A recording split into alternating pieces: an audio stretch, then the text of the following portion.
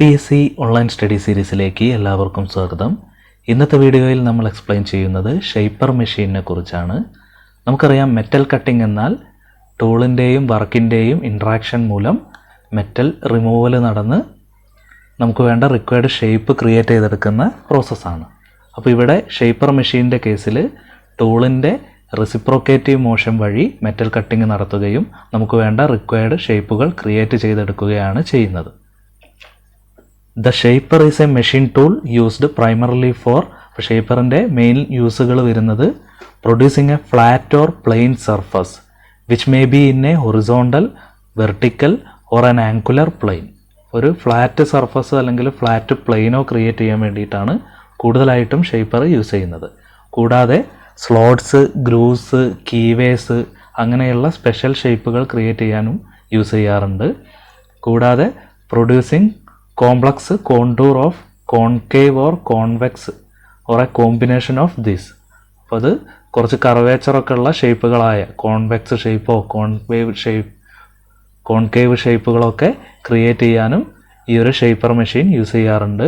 ഇപ്പോൾ shaping operation എന്ന് വെച്ച് കഴിഞ്ഞാൽ it can be defined as a process for removing metal surfaces in horizontal, vertical and angular planes by the use of a single point cutting tool held on the ram that reciprocates the tool. ടൂളിൻ്റെ reciprocative motion വഴിയാണ് ഇവിടെ metal cutting നടക്കുന്നത്. അപ്പോൾ നമുക്കൊരു shaper machine എന്താണെന്നൊന്ന് നോക്കാം. അപ്പോൾ ഇവിടെ നമുക്കതിൻ്റെ വർക്കിംഗ് ഒക്കെ കാണുന്നുണ്ട്. നമ്മൾ വർക്ക് പീസാണ് ഇവിടെ കാണിച്ചിരിക്കുന്നത്. അപ്പോൾ ഈ ഒരു വർക്ക് പീസിൽ മെറ്റൽ കട്ടിങ് ടൂളിൻ്റെ മൂവ്മെൻറ്റ് ശ്രദ്ധിച്ചു കഴിഞ്ഞാൽ മനസ്സിലാകും. റോട്ടറി മോഷൻ അല്ല ഇവിടെ വരുന്നത്. അപ്പോൾ കോമൺലി മെഷീൻസിലൊക്കെ വരുന്നത് റോട്ടറി മോഷനാണ്.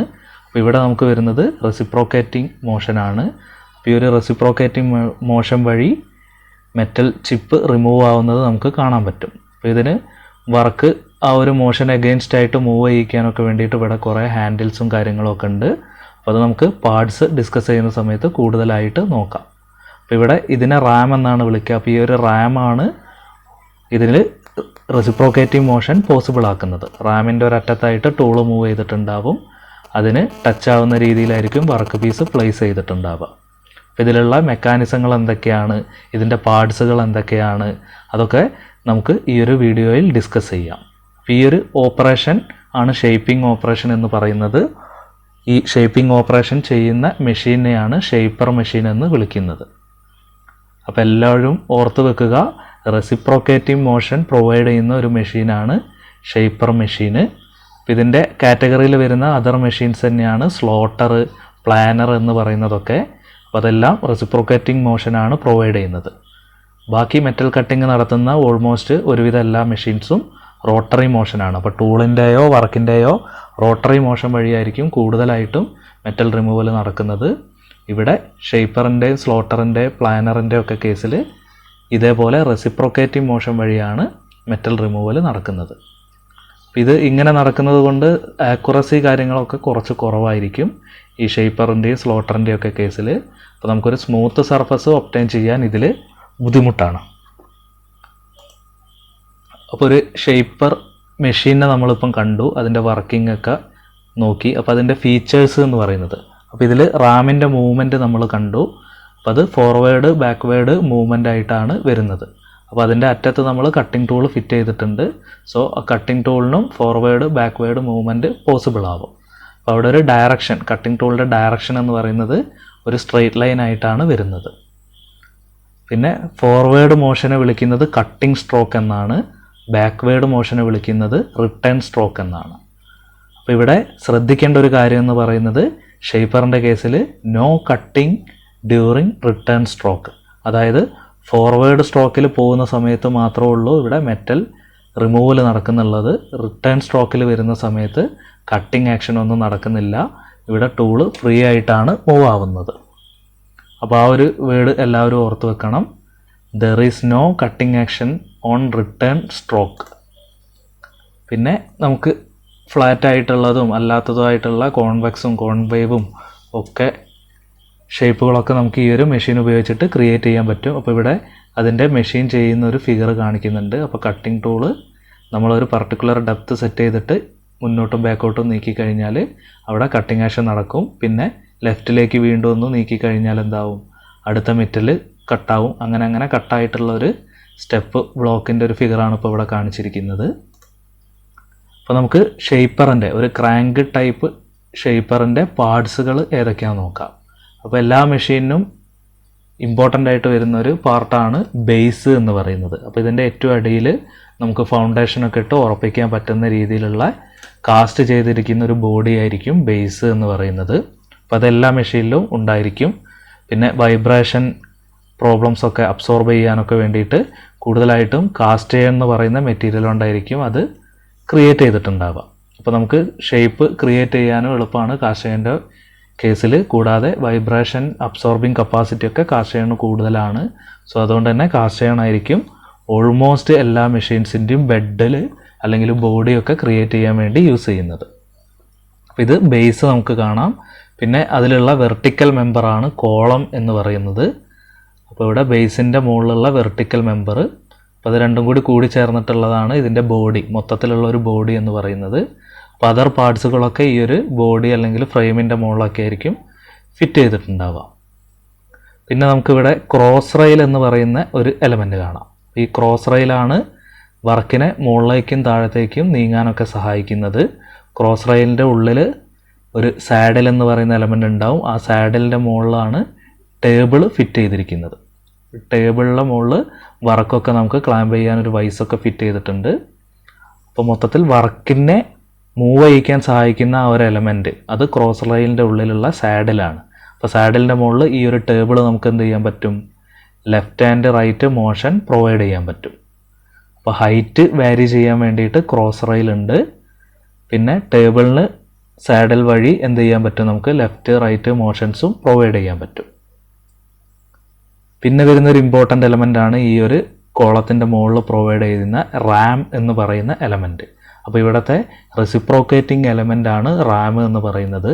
അപ്പോൾ റാമിനെ മൂവ് ചെയ്യിക്കാൻ ഒരുപാട് മെക്കാനിസങ്ങളുണ്ട്. അത് നമുക്ക് ഡീറ്റെയിൽ ആയിട്ട് നോക്കാം. ഈ ഒരു റാമിൻ്റെ അറ്റത്തായിട്ട് നമ്മളൊരു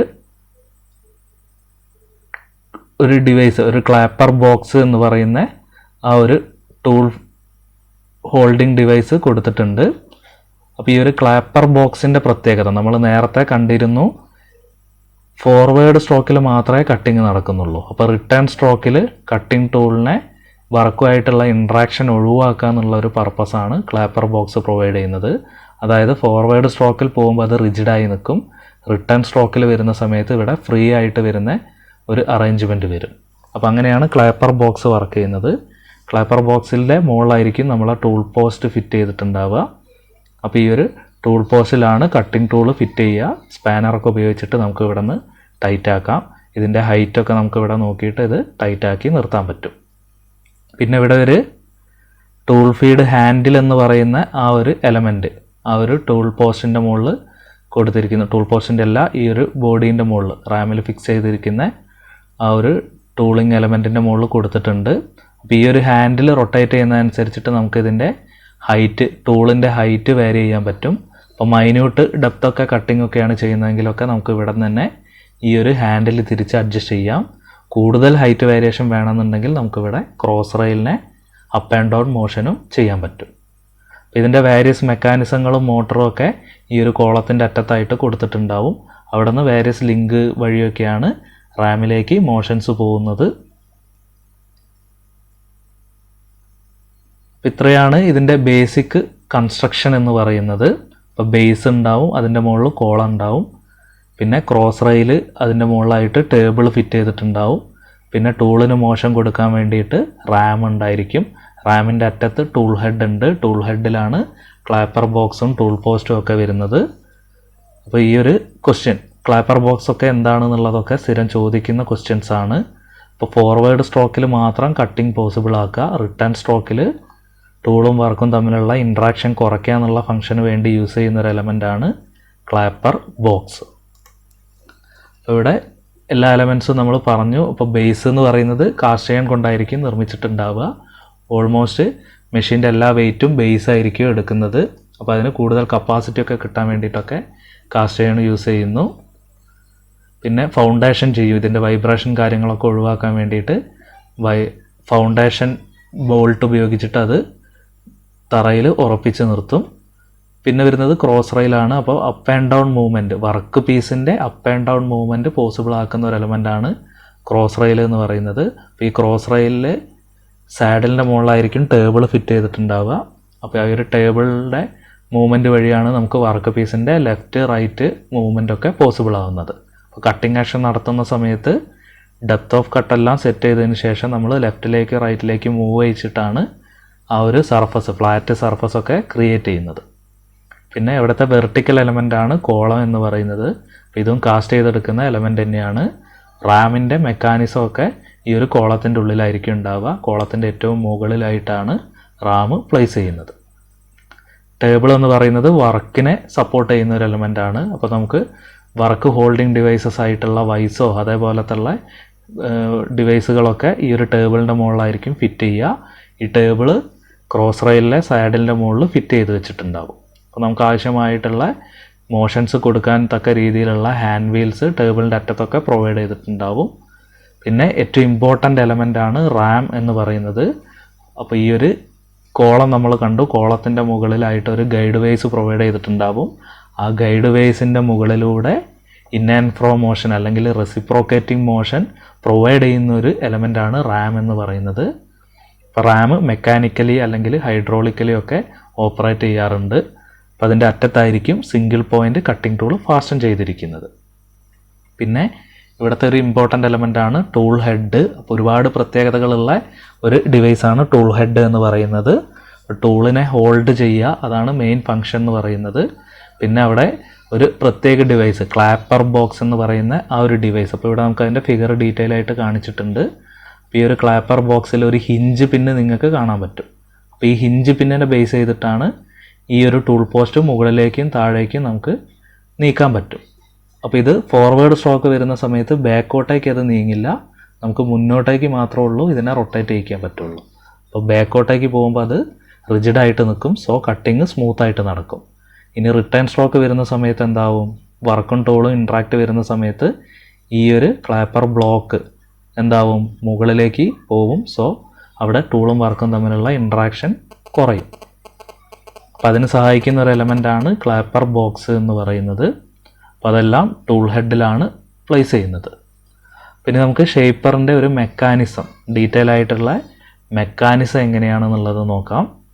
അപ്പോൾ ഇവിടെ ഒരു crank and slotter liver mechanism വരുന്നുണ്ട്. അപ്പോൾ ആ മെക്കാനിസം വെച്ച് വർക്ക് ചെയ്യുന്ന ഒരു ഷേപ്പറാണ് കാണിച്ചിരിക്കുന്നത്. അപ്പോൾ നമ്മളിപ്പം പറഞ്ഞ എലമെൻറ്റ്സ് ഒക്കെ നമുക്ക് ഇവിടെ കാണാൻ പറ്റും. ബേസ്, കോളം, ക്രോസ് റെയിൽ, അതിൻ്റെ ഉള്ള saddle, work table, work holding device ആയുള്ള വൈസ്, അതിൽ വർക്ക് ഫിറ്റ് ചെയ്തിട്ടുണ്ട്. Ram, tool head, clapper box ഉണ്ട്, അതിൻ്റെ അറ്റത്തായിട്ട് ടൂൾ പോസ്റ്റ് കാണാം. ഈ ഒരു റാമിനെ മൂവ് ചെയ്യിക്കുന്ന ഒരു mechanism, crank and slotter liver mechanism നമുക്ക് ഇവിടെ കാണാൻ പറ്റും.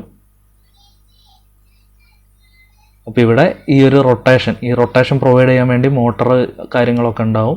ചില കേസിൽ പുള്ളീസ് ഉപയോഗിച്ചിട്ട് ബെൽറ്റൊക്കെ വെച്ചിട്ടായിരിക്കും ഇതിനെ കറക്കുന്നത്, നമുക്ക് സ്പീഡ് റേഷ്യോ ഒക്കെ അറേഞ്ച് ചെയ്യാൻ വേണ്ടിയിട്ട്.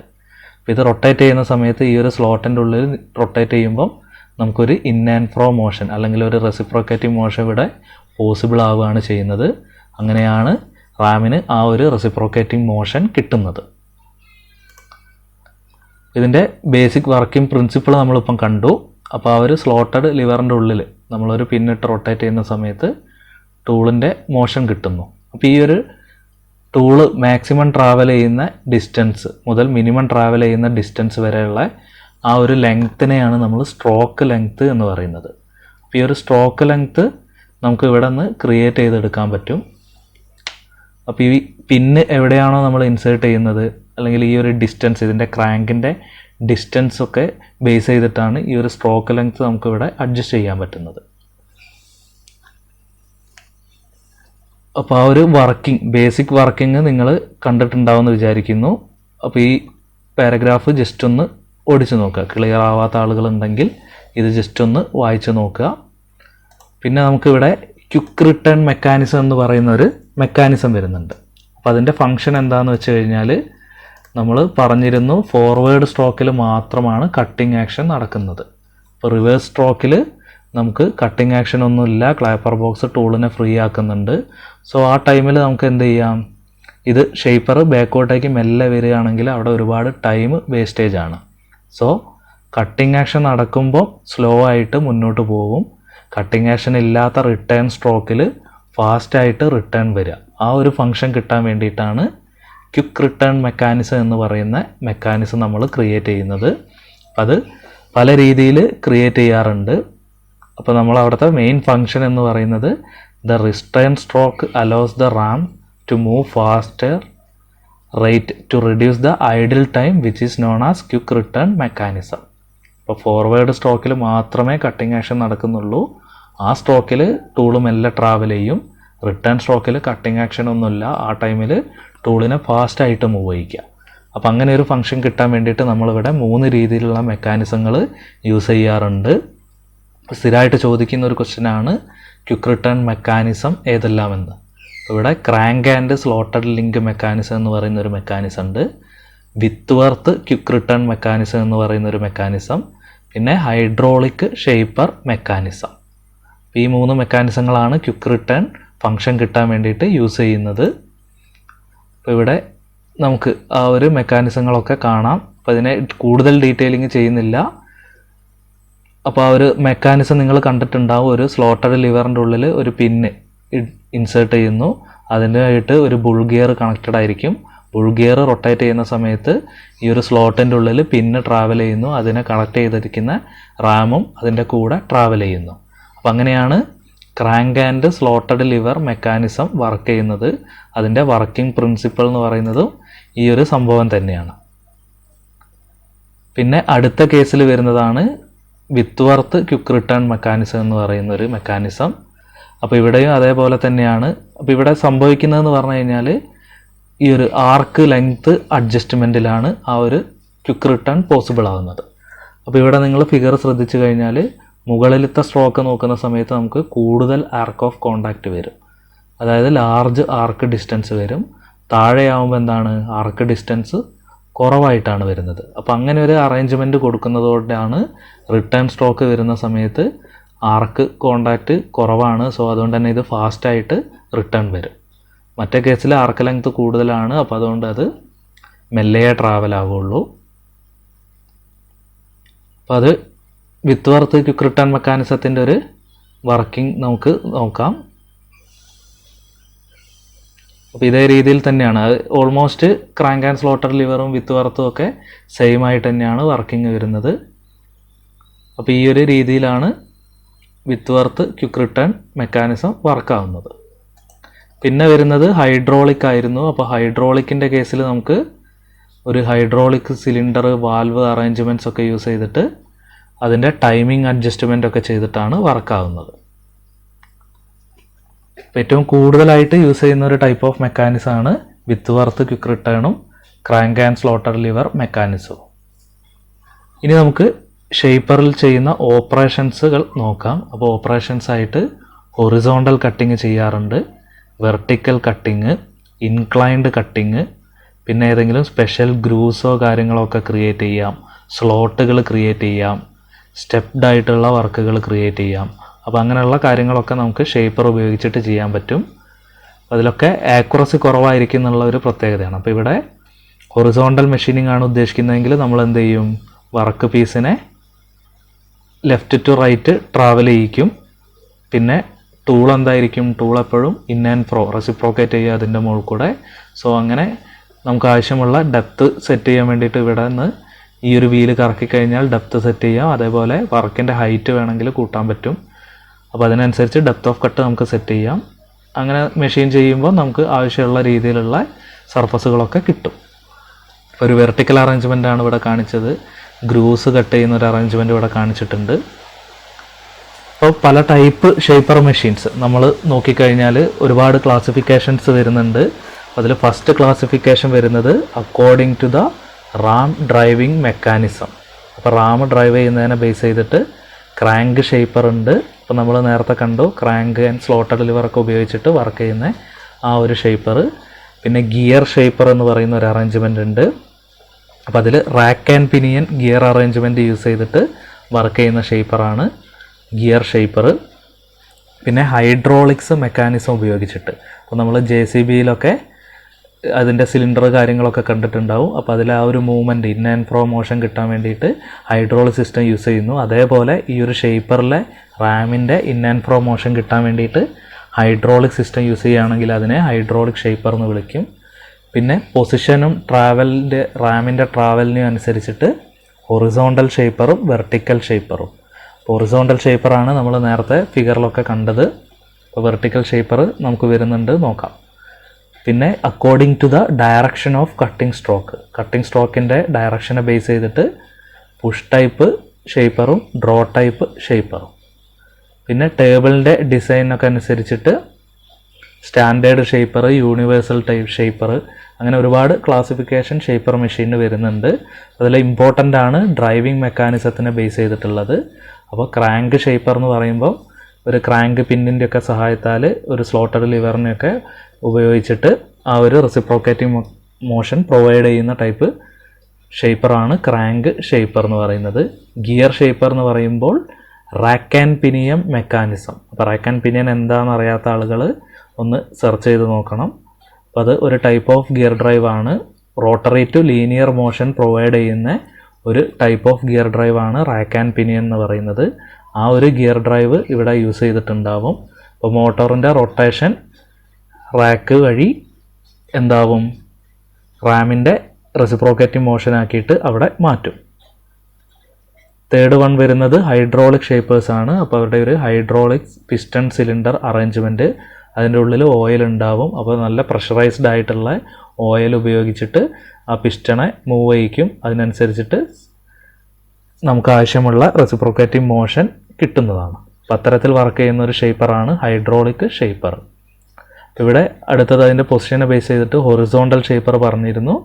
ഇത് ഒരു ഹൊറിസോണ്ടൽ ഷേപ്പറിൻ്റെ ഫിഗറാണ്. അപ്പോൾ റാമിൻ്റെ ട്രാവൽ ഹൊറിസോണ്ടൽ ആക്സിസിലാണെങ്കിൽ അതിനെ ഹൊറിസോണ്ടൽ ഷേപ്പർ എന്ന് വിളിക്കും. പിന്നെ വരുന്നത് വെർട്ടിക്കൽ ഷേപ്പർ ആയിരുന്നു. അപ്പോൾ ഇവിടെ റാമിൻ്റെ ട്രാവൽ നമ്മൾ ശ്രദ്ധിച്ച് നോക്കിക്കഴിഞ്ഞാൽ വെർട്ടിക്കലിയാണ് വരുന്നത്. അപ്പോൾ അത്തരത്തിലുള്ള ഷേപ്പറിനെ വെർട്ടിക്കൽ ഷേപ്പർ എന്ന് വിളിക്കും. അപ്പോൾ ഈ ഒരു ഷേപ്പർ തന്നെയാണ് സ്ലോട്ടർ മെഷീൻ എന്നും അറിയപ്പെടുന്നത്. അപ്പോൾ വെർട്ടിക്കൽ ഷേപ്പറിനെ സ്ലോട്ടർ എന്നും വിളിക്കാറുണ്ട്. ഹൈഡ്രോളിക് ഷേപ്പർ അതിൻ്റെ ഒരു വർക്കിംഗ് മെക്കാനിസം ഇവിടെ കാണിക്കുന്നുണ്ട്. അപ്പോൾ ഇവിടെ ഒരു ഹൈഡ്രോളിക് ടാങ്ക് ഉണ്ടാവും. ഒരു പമ്പ് വഴി അവിടെയുള്ള ഓയിൽസിനൊക്കെ പ്രഷറൈസ് ചെയ്യും. പിന്നെ ഒരു ഡബിൾ ആക്ടിങ് സിലിണ്ടർ ഉണ്ടാവും. ആ സിലിണ്ടറിൻ്റെ ഈ ഒരു അറ്റത്താണ് ഫ്ലൂയിഡ് വരുന്നതെങ്കിൽ പിസ്റ്റണെ എന്താക്കും, മുന്നോട്ടേക്ക് ഫോഴ്സ് ചെയ്യും. അപ്പോൾ ഇവിടെ ഉണ്ടായിരുന്ന ലിക്വിഡൊക്കെ ഇതിൻ്റെ ഉള്ളിലേക്ക് തിരിച്ചു വരും. ഇനി ഇൻ കേസ് നമ്മൾ ഈ സൈഡിലാണ് ഫ്ലൂയിഡിനെ സപ്ലൈ ചെയ്യുന്നതെങ്കിൽ അതെന്താവും, ഇതിനെ പിസ്റ്റണെ ഈ ഡയറക്ഷനിലേക്ക് ട്രാവൽ ചെയ്യിക്കും. അങ്ങനെ ഇവിടെ മുന്നോട്ടും ബാക്കോട്ടേക്കും ഈ ഒരു ഓയിൽ കൺട്രോൾ വെച്ചിട്ട് നമുക്കിവിടെ ഒരു വാൽവൊക്കെ ഉണ്ട്. ആ വാൽവൊക്കെ അതിനെ കൺട്രോൾ ചെയ്യിക്കുന്ന എലമെൻസുകളാണ്. അപ്പോൾ ഇവിടെ നമുക്കൊരു റെസിപ്രോക്കേറ്റിംഗ് മോഷൻ അങ്ങനെ ക്രിയേറ്റ് ചെയ്തെടുക്കാൻ പറ്റും. സോ അങ്ങനെ റെസിപ്രോക്കേറ്റിംഗ് മോഷൻ റാമുമായിട്ട് കണക്ട് ചെയ്ത് കഴിഞ്ഞാൽ നമുക്കവിടെ കിട്ടുന്നത് കട്ടിംഗ് സ്ട്രോക്കുകളായിരിക്കും. അപ്പോൾ അങ്ങനെയാണ് ഹൈഡ്രോളിക് ഷേപ്പർ വർക്ക് ചെയ്യുന്നത്. പിന്നെ നമുക്ക് ഷേപ്പറിൻ്റെ സ്പെസിഫിക്കേഷനാണ്. അപ്പോൾ നിങ്ങളൊരു ഷേപ്പർ പർച്ചേസ് ചെയ്യുന്ന സമയത്ത് ശ്രദ്ധിക്കേണ്ട കാര്യങ്ങൾ, അല്ലെങ്കിൽ ഇമ്പോർട്ടൻ്റ് ആയിട്ട് ഷേപ്പറിൻ്റെ കേസിൽ പറയുന്നത്. അപ്പോൾ അതിൽ പറയുന്ന കാര്യങ്ങളിൽ ഏറ്റവും കൂടുതൽ ഇമ്പോർട്ടൻ്റ് ആയിട്ട് വരുന്നത് റാമിൻ്റെ സ്ട്രോക്ക് ലെങ്ത് ആണ്. അപ്പോൾ maximum stroke length of Ram, ഇത് പല മെഷീനിനും പല രീതിയിലായിരിക്കും. ഇവിടെ ജസ്റ്റ് ഒരു എക്സാമ്പിളാണ് കാണിച്ചത്. പിന്നെ നമ്മൾ നോക്കേണ്ട കാര്യങ്ങൾ, ടൂളിൻ്റെ ഓവർ ഹാങ് എത്ര വരും, എത്ര വെയിറ്റ് ഉള്ള അല്ലെങ്കിൽ എത്ര സൈസുള്ള ടൂള് നമുക്കതിൽ ഫിറ്റ് ചെയ്യാൻ പറ്റും, അതിലെത്ര സൈസുള്ള വർക്ക് പീസ് സെറ്റ് ചെയ്യാൻ പറ്റും, ബെഡിൻ്റെ മാക്സിമം സൈസ് എത്രയാണ്, ഹൊറിസോണ്ടൽ ട്രാവൽ എത്രയാണ് വരുന്നത്, വെർട്ടിക്കൽ ട്രാവൽ എത്രയാണ്, മോട്ടോറിൻ്റെ സ്പീഡ്, ഹൊറിസോണ്ടലി എത്ര ഫീഡ് കൊടുക്കാൻ പറ്റും, അങ്ങനെ പിന്നെ ഓവറോൾ ഡയമെൻഷൻ, അതിൻ്റെ ഹൈറ്റ്, വെയിറ്റ്, വിഡ്ത്ത്, ആ കാര്യങ്ങളൊക്കെ എത്രയാണെന്നുള്ളത്. അപ്പോൾ അങ്ങനെയൊക്കെ ബേസ് ചെയ്തിട്ട് നമുക്ക് ഷേപ്പറിനെ സ്പെസിഫൈ പറയാൻ പറ്റും. അപ്പോൾ അതിൽ ഏറ്റവും ഇമ്പോർട്ടൻ്റ് വരുന്നത് റാമിൻ്റെ സ്ട്രോക്ക് ലെങ്ത് ആണ്. പിന്നെ കട്ടിംഗ് ടൂൾ മെറ്റീരിയൽസ്. അപ്പോൾ നമ്മൾ സിംഗിൾ പോയിൻ്റ് കട്ടിംഗ് ടൂളാണ് ഷേപ്പറിൽ കൂടുതലായിട്ടും യൂസ് ചെയ്യുന്നത്. അപ്പോൾ ലെയ്ത്തിലൊക്കെ യൂസ് ചെയ്യുന്ന പോലെയുള്ള single point high speed steel കൊണ്ട് ക്രിയേറ്റ് ചെയ്തിരിക്കുന്ന single point cutting tool use ചെയ്യാറുണ്ട്. കൂടാതെ ഹാർഡ് മെറ്റീരിയൽസൊക്കെ മെഷീൻ ചെയ്യാൻ വേണ്ടിയിട്ട് കാർബൈഡ് ടൂൾ, ടങ്സ്റ്റൺ കാർബൈഡ് ടൂൾസും യൂസ് ചെയ്യാറുണ്ട്. അപ്പോൾ നോർമലി MS ഒക്കെ ആണെങ്കിൽ നമുക്ക് ഈ ഒരു HSS സ്റ്റീൽ മതിയാവും. ഹാർഡ് മെറ്റീരിയൽ ആവുന്ന സമയത്ത് ടങ്സ്റ്റൺ കാർബൈഡ് പോലത്തെ ടൂൾസുകളും പിന്നെ സ്പെഷ്യൽ ഷേപ്പുകളൊക്കെ വേണമെങ്കിൽ അതിനനുസരിച്ചിട്ടുള്ള ഷേപ്പുകളുള്ള ടൂളുകളൊക്കെ യൂസ് ചെയ്യാറുണ്ട്. ഇവിടെ ഒരു സിംഗിൾ പോയിൻ്റ് ടൂളിൻ്റെ നോമൻക്ലാച്ചറൊക്കെ കാണിച്ചിട്ടുണ്ട്. അപ്പോൾ ഈ ഒരു നോമൻക്ലാച്ചർ നമുക്ക് ഡീറ്റെയിൽ ആയിട്ട് വേറൊരു വീഡിയോയിൽ നോക്കാം. ഇതിൽ അതിൻ്റെ പാർട്സുകളൊക്കെ കൊടുത്തിട്ടുണ്ട് കട്ടിംഗ് ടൂളിൻ്റെ. അപ്പോൾ ഷാങ്ക് ഉണ്ടാവും, ഫ്ലാങ്ക് ഉണ്ടാവും. ഈ ഫ്ലാങ്കിൻ്റെ അറ്റത്താണ് കട്ടിംഗ് എഡ്ജൊക്കെ വരുന്നത്. അപ്പോൾ പല ഷേപ്പിലുള്ള കട്ടിംഗ് ടൂളുകളാണ് നമ്മളിവിടെ കാണുന്നത്. പിന്നെ ഇൻസേർട്ടഡ് ടൈപ്പും ആ രീതിയിലുള്ള ടൂളുകളൊക്കെ ഷേപ്പറിലും യൂസ് ചെയ്യാറുണ്ട്. ബ്രേസിങ് ചെയ്തിട്ടുള്ള ടൂൾ യൂസ് ചെയ്യാറുണ്ട്. അപ്പോൾ ഇവിടെയൊക്കെ പല കട്ടിംഗ് അറേഞ്ച്മെൻറ്റ്സും കാര്യങ്ങളൊക്കെ കാണിച്ചിട്ടുണ്ട്. പിന്നെ പല ടൈപ്പിലുള്ള ടൂൾ ഹോൾഡറുകളും നമുക്ക് കാണിക്കുന്നുണ്ട്. അപ്പോൾ സ്ട്രെയിറ്റ് ടൈപ്പ് ടൂൾ ഹോൾഡർ ഉണ്ട്. അപ്പോൾ ഇതിൻ്റെ അറ്റത്ത് ചെറിയ ടൂള് വെച്ച് കഴിഞ്ഞാൽ നമുക്ക് വെർട്ടിക്കലി ഒക്കെ അതിനെ പ്ലേസ് ചെയ്യാൻ പറ്റും. ചെറിയ രീതിയിൽ ഷിഫ്റ്റ് ചെയ്യിച്ചിട്ട് കൊടുക്കണമെന്നുണ്ടെങ്കിൽ ഓഫ്സെറ്റ് ടൈപ്പ് ടൂൾ ഹോൾഡർ ഉണ്ട്. പിന്നെ റൊട്ടേറ്റ് ചെയ്യാൻ പറ്റുന്ന രീതിയിലുള്ള മൾട്ടി പർപ്പസ് ടൂൾ ഹോൾഡർ. അപ്പോൾ അതിലെ പല അറേഞ്ച്മെൻറ്റ്സ് നമുക്കിവിടെ കാണാൻ പറ്റും. ഇപ്പോൾ ഒരു ഷേപ്പറിൽ ചെയ്യുന്ന ഓപ്പറേഷൻസ് നമ്മൾ ഓൾറെഡി ഡിസ്കസ് ചെയ്തിരുന്നു. അപ്പം ഷേപ്പറിൽ നമുക്ക് flat surface, angular surface, vertical surface അങ്ങനെയുള്ള കാര്യങ്ങളൊക്കെ ക്രിയേറ്റ് ചെയ്യാൻ പറ്റും. പിന്നെ ആംഗിൾസ് ക്രിയേറ്റ് ചെയ്യാൻ പറ്റും. വി ബ്ലോക്കിനൊക്കെ ഉള്ള പോലത്തെ ആംഗിൾസ് കാര്യങ്ങളൊക്കെ ക്രിയേറ്റ് ചെയ്യാം. ഡോട്ടൈൽ ജോയിൻസ് പോലുള്ള ജോയിൻസുകൾ ക്രിയേറ്റ് ചെയ്യാൻ പറ്റും. കീവേസ് കട്ട് ചെയ്തെടുക്കാൻ പറ്റും. വി അല്ലെങ്കിൽ ആംഗിൾ പറഞ്ഞു നമ്മൾ, അങ്ങനത്തെ ഷേപ്പുകൾ കട്ട് ചെയ്തെടുക്കാൻ പറ്റും. പിന്നെ ഇറഗുലർലി കർവ്ഡ് സർഫസ്, കോൺവെക്സ് ഷേപ്പോ കോൺകേവ് ഷേപ്പോ അങ്ങനെയുള്ള കാര്യങ്ങളൊക്കെ ക്രിയേറ്റ് ചെയ്തെടുക്കാൻ പറ്റും. പിന്നെ റെക്റ്റാങ്കുലർ പീസും സ്ക്വയർ പീസും പാരലായിട്ടൊക്കെ കറക്റ്റായിട്ട് കട്ട് ചെയ്തെടുക്കാനൊക്കെ ഈ ഒരു ഷേപ്പർ നമ്മളെ സഹായിക്കും. ഈ ഒരു ഷേപ്പറിൻ്റെ അഡ്വാൻറ്റേജ് എന്ന് പറയുന്നത് അതിൻ്റെ വർക്കിംഗ് മെക്കാനിസം വളരെ സിമ്പിളാണ്. നമുക്ക് വളരെ ഈസി ആയിട്ട് വർക്ക് ചെയ്യാൻ പറ്റുന്ന രീതിയിലുള്ള ഒരു മെക്കാനിസങ്ങളൊക്കെയാണ് ഷേപ്പറിലുള്ളത്. പിന്നെ അതിലെ വർക്ക് ഹോൾഡ് ചെയ്യാനും അതിൻ്റെ ഫ്ലെക്സിബിലിറ്റി കാര്യങ്ങളുമൊക്കെ നല്ല രീതിയിൽ കൺട്രോൾ ചെയ്യാൻ പറ്റുന്ന രീതിയിലായിരിക്കും ഷേപ്പറിന് ഉണ്ടായിരിക്കുക. അപ്പോൾ കട്ടിംഗ് ഫോഴ്സ് കുറവായതുകൊണ്ട് തന്നെ തിൻ വർക്ക് പീസും കാര്യങ്ങളൊക്കെ നമുക്കിതിൽ വർക്ക് ചെയ്യാൻ പറ്റുന്നതാണ്. പിന്നെ ഇതിൻ്റെ സെറ്റപ്പും കാര്യങ്ങളുമൊക്കെ കൂടുതൽ അറേഞ്ച്മെൻറ്റ്സ് ഒന്നുമില്ല. നമുക്ക് ഈ ഒരു റാമിൻ്റെ ലെങ്ത്തും കാര്യങ്ങളൊക്കെ ഉള്ളൂ ഇതിൽ സെറ്റ് ചെയ്യാനുള്ളൂ. അപ്പോൾ അത് ഫാസ്റ്റായിട്ട് വർക്ക് ചെയ്യാൻ നമുക്ക് ഷേപ്പറിൽ പറ്റും. പിന്നെ ഷേപ്പറിൻ്റെ ലിമിറ്റേഷൻ പറയുകയാണെങ്കിൽ ഇതിൻ്റെ ടൈം, കട്ടിംഗ് ടൈം വളരെ കുറവാണ്. സോ അതുകൊണ്ട് തന്നെ വർക്കിംഗ് ടൈം കുറച്ച് കൂടുതലായിട്ട് വരും. പിന്നെ ഒരു bulk amount of material removal ഷേപ്പറിൻ്റെ കേസിൽ നടക്കില്ല. Only 1 piece of stock at a time. അത് ഷേപ്പറിൻ്റെ ഏറ്റവും വലിയൊരു ലിമിറ്റേഷനാണ്.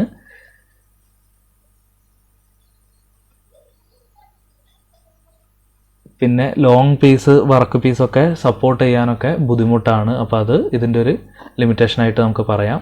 അപ്പോൾ ഇത്രയൊക്കെയാണ് ഷേപ്പറിൻ്റെ കേസിൽ വരുന്ന സംഭവങ്ങൾ. അപ്പോൾ ഇതിൽ ഷേപ്പറിൻ്റെ കൺസ്ട്രക്ഷണൽ ഡീറ്റെയിൽസ്, വർക്കിംഗ് പ്രിൻസിപ്പിൾ, എന്തൊക്കെ മോഷൻസ് ആണ് വരുന്നത്, പിന്നെ അതിലെ മെക്കാനിസങ്ങൾ എന്തൊക്കെയാണ്, ഓരോ പാർട്സിൻ്റെയും ഫങ്ഷൻസുകൾ എന്തൊക്കെയാണ്, ആ കാര്യങ്ങളൊക്കെ എല്ലാവരും നോട്ട് ചെയ്ത് വെക്കുക. അപ്പോൾ ഇതിൽ നിന്നും ഒരുപാട് ക്വസ്റ്റ്യൻസ് ചോദിക്കാറുണ്ട് ഷേപ്പർ റിലേറ്റഡ് ആയിട്ടുള്ള. So keep watching. Thank you. ഈ ഒരു വീഡിയോ നിങ്ങൾക്ക് ഇഷ്ടമായാൽ ലൈക്ക് ചെയ്യുക, മാക്സിമം നിങ്ങളെ ഫ്രണ്ട്സുമായിട്ട് ഷെയർ ചെയ്യുക.